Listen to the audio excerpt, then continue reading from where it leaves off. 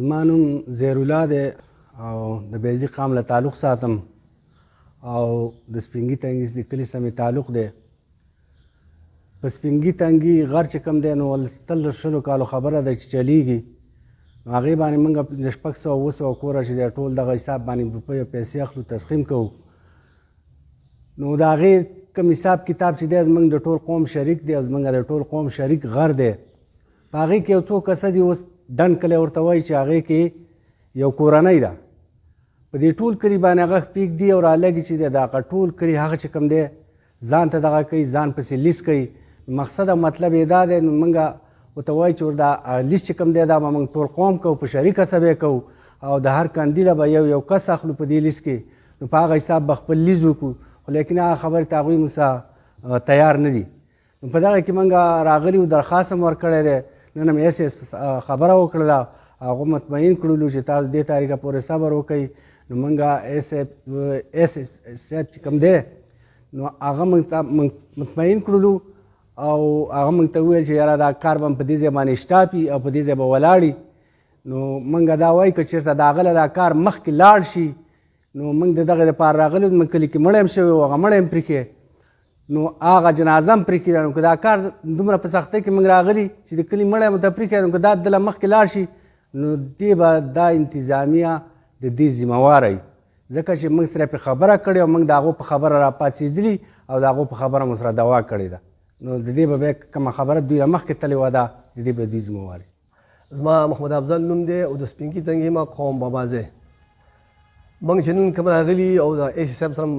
ملاقات وو او هغه سم کومه خبره کوله او د هغې نه بعد بیا تاسو له رالو چې کوم دی اوس دا پریس کانفرنس کوو. نو د دې مقصد دا دی چې کوم دی چې زموږ په کلي کې یو کورنۍ ده چې هغه په دغه غره باندې لیست کول غواړي. دا لیست چې کوم دی دا غر چې کوم دی دا د ټول قوم ملکیت دی او هغو په دې باندې یو قسم ته قبضه کول غواړي.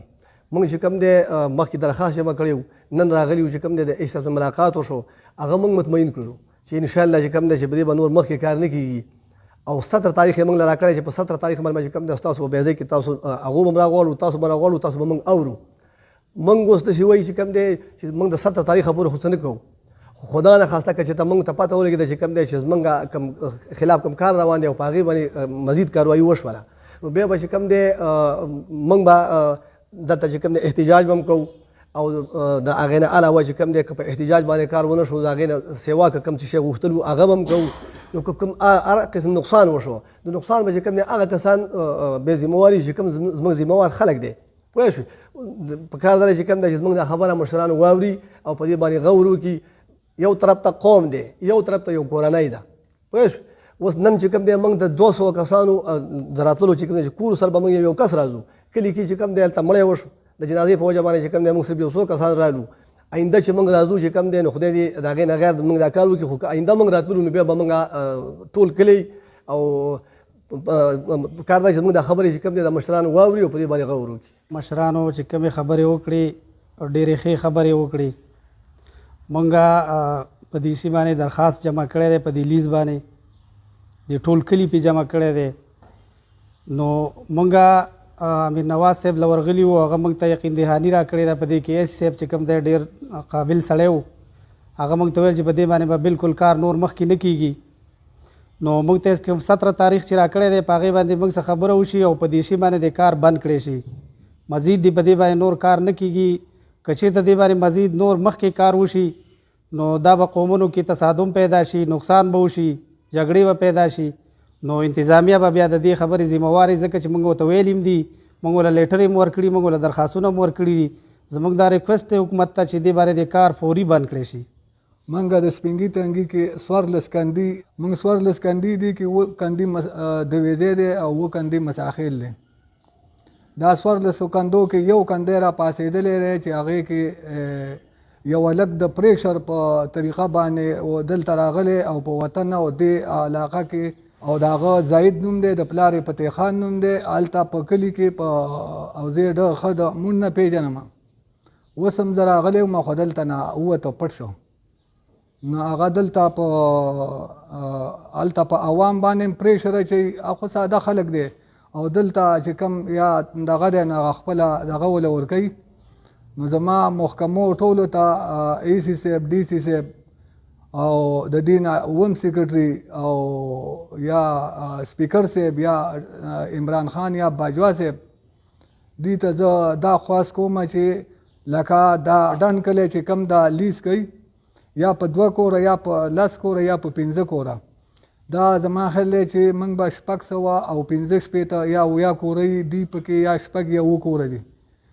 نو دا 6 کوره چې دي زموږ نه لیز کوي که چېرې ایسي صاحب زموږ دا خبره ځای ته ورسېده او ایسي صاحب موږ سره اوس واده هم کلکه د 17 تاریخ وکړه په 17 تاریخ باندې دا فیصله وشي یا د 17 تاریخه پورې په دې باندې مخکې څه مزید کاروایي وشي د لیز باره کې چېرې دا لیز د دې دغه شي وشي کېدای شي چې دې کې داسې ټایم راشي که دا لیز وشي چې موږ راپاسو او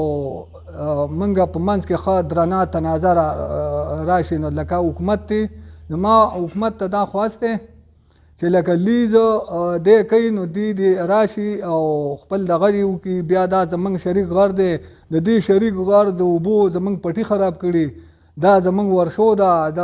ونې بوټې دا هر شی ترې موږ راوړی دی واښه هم ترې راوړي دا هر څه تر اوسه پورې دا زموږ شریک دي نن چې پکې د ګټې خبره راله نو لکه هغه د راځي او د ماربل د ګټې ټیکهدارانو سره چې خبره راله سپیکر صاحب اسد قیصر ته هم دا خواست دی او عمران خان ته هم دا خواست دی او باجوا صاحب ته هم دا خواست دی او څومره چې کته محکمې دي د ټولو ته زما دا خواست دی چې لکه دا لیز دی بند کړی شي او دا دی د 14 کندو نه